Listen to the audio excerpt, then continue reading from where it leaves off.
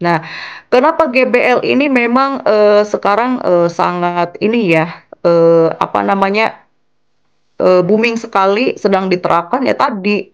Ini menarik, minat siswa juga tinggi Bapak dan Ibu ya. Boleh dicoba oleh Bapak dan Ibu berkaitan dengan game based learning itu ya. Jadi di sini para peserta didik apa ya, dituntut keahliannya gitu ya. Jadi mereka apa ya, kenapa mereka sangat minat sekali? Nah, kenapa mereka dituntut berpikir kritis? Karena di dalamnya itu kan mereka harus menyelesaikan berbagai visi misi yang ada gitu ya. Biasanya kan gitu ya. Jadi ada tahap satu, ada tahap dua gitu ya. Makanya game based learning ini disarankan untuk diterapkan di sekolah masing-masing. Karena pembelajaran itu kita tidak identik monoton teori aja ya, apa namanya, kita menjelaskan definisi, fungsi, tujuan di dalam kelas secara teori ya, anak-anak yang mana suka ya Bapak dan Ibu ya. Jadi maka dari itu game game based apa namanya, game based learning ini ya, jadi prinsip ini memang ya diterapkan gitu ya oleh para pengajar, oleh Bapak dan Ibu guru, memang sesuai dengan yang namanya kurikulum merdeka ya. Jadi selain itu kan para peserta didik ya merasa tertantang ya oleh setiap visi misi yang ada. Kenapa? Kenapa mereka tertantang? Ya satu, tantangan-tantangan mereka itu kan ini ya, akan mengembangkan hasil akhirnya, itu akan mengembangkan cara berpikir kritis mereka. Ya, mereka cepat mengambil atau memutuskan suatu tindakan, mengetahui konsekuensi yang ada gitu ya. Jadi maka dari itu ya mereka sangat antusias sekali untuk mengikuti metode pembelajaran yang berbasis game based learning ya, gitu. Lalu kemudian, nah ini Bapak dan Ibu strateginya boleh dicoba di besok ya, setelah kita mengikuti kegiatan diklat pada malam hari ini. Senin boleh dicoba oleh Bapak dan Ibu nih. Nah, kita awali dengan yang namanya tujuan yang jelas. Tujuannya apa ya? Tentu tidak hanya proses kegiatan belajar mengajar saja, yang namanya kita mau melakukan sesuatu tentu ada tujuan yang jelas. Apa sih tujuannya ya? Dari materi kita pada hari ini. Nah, ini disampaikan oleh Bapak dan Ibu. Bapak dan Ibu yang memahami tujuan materi yang akan diperagakan itu apa, ya. Lalu kemudian langkah selanjutnya memetakan kebutuhan siswa, ya. Nah, memetakan kebutuhan siswa, Bapak dan Ibu ya, artinya apa? Terkait aspek kesiapan, ya. Jadi berkaitan dengan aspek kesiapan belajar, minat belajar, kemauan belajar. Ini sebagaimana yang saya jelaskan tadi bahwasannya kita rangsang dulu kemauan belajar siswa. Apalah artinya kita jelaskan dari A sampai Z, ternyata siswa tidak siap untuk mengikuti pelajaran apa yang kita sampaikan. Sayang sekali Bapak dan Ibu ya, semua tidak ada artinya. Nah, yang dilakukan ini ya berkaitan dengan diagnostik, apa namanya, diagnostik kognitif dan non kognitif, ini perlu nih kita petakan dulu di awal ya.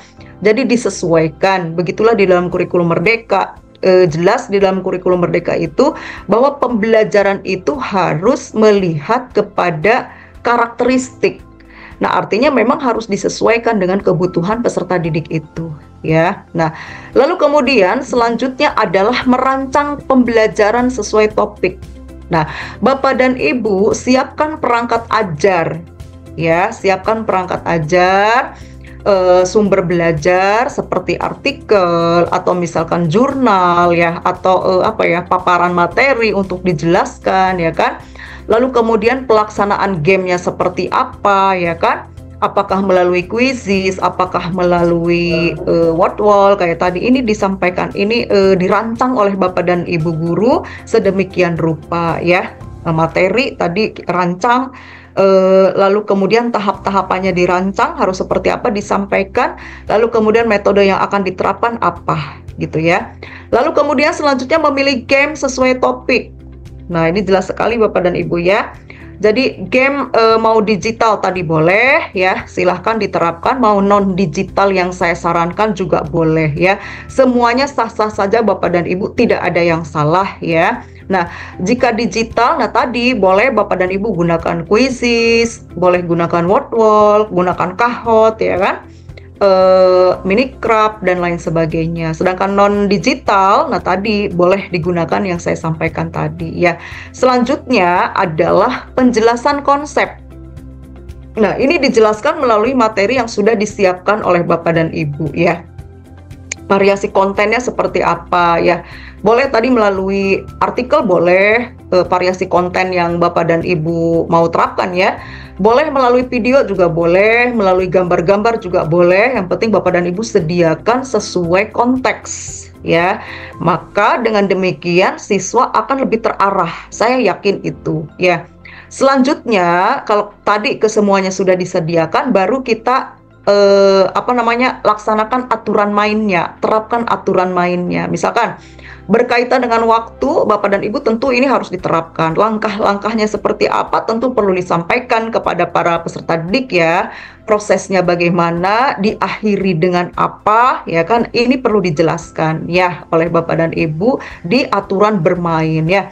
Jangan tiba-tiba, ayo anak-anak kita pada hari ini menggunakan metode Quizzes, metode game based learning menggunakan aplikasi Quizzes, ya, atau misalkan menggunakan lempar bola misalnya, tapi anak-anak tidak disampaikan ya tahapan-tahapannya seperti apa. Nah, aturan main ini perlu sekali diterapkan ya. Nah, selanjutnya Bapak dan Ibu ya bermain game. Nah, ini baru kalau semuanya sudah terlaksana, diterapkan, disampaikan, barulah kita mulai permainan game itu ya. Jadi dengan menggunakan aplikasi juga boleh tadi ya bermain game. Ini kalau menggunakan aplikasi ya berarti mau tidak mau peserta didik kita harus pegang HP semuanya ya, pegang gadget semua Bapak dan Ibu ya. Jangan sampai gini Bapak dan Ibu, misalkan 50% pegang gadget, 50% tidak. Kita jangan paksakan untuk bermain game. Atau Bapak dan Ibu harus bersikap adil, bersikap bijaksana begini, mereka kelompokkan ya. Yang tidak memiliki HP ya kelompokkan dengan yang punya HP ya, gitu, dengan yang punya gadget ya. Karena mau nggak mau kalau basisnya digital ya harus punya gadget ya. Selanjutnya merangkum pengetahuan. Nah, kalau setelah selesai bermain, kita memberikan waktu kepada seluruh para peserta didik kita untuk merangkum apa yang sudah mereka terapkan tadi, gitu ya. Nah, jadi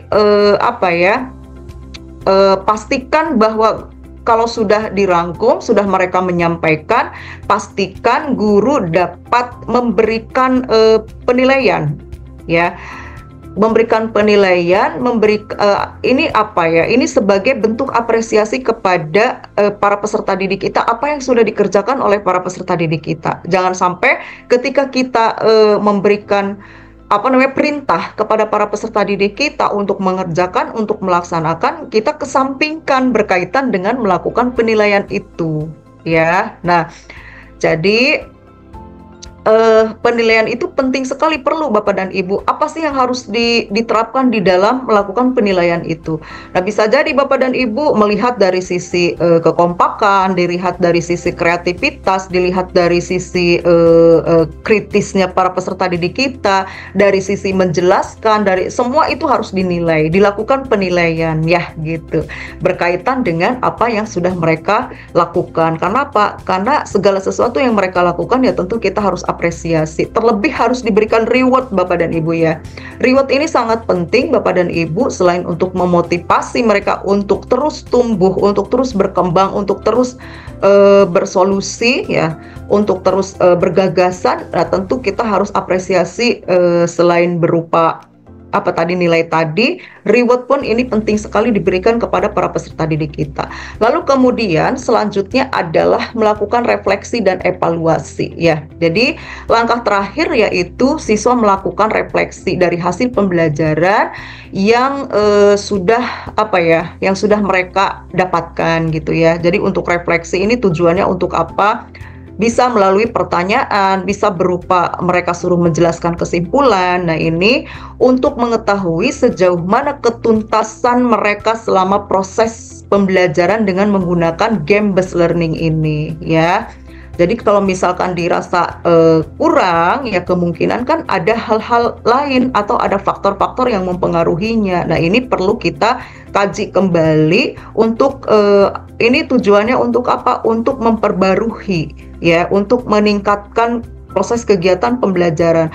Nah, tentu kalau misalkan ada kendala, ada yang dirasa kurang, yang akan datang Bapak dan Ibu bisa nih berinovasi kembali, ya. Game based learning ini berupa apa lagi ya? Nah, gitu ya. Nah, tadi motivasi rewardnya sudah disampaikan ya. Jadi Bapak dan Ibu tentu harus memberikan dukungan secara sepenuhnya. Tadi mendorong secara sepenuhnya, boleh tadi melalui penilaian, bisa berupa nilai ya, lalu kemudian memberikan reward ya kepada para peserta didik. Ya sudah, kalau sudah itu terpenuhi, insya Allah semuanya apa yang kita harapkan di dalam proses kegiatan belajar mengajar tercapai ya.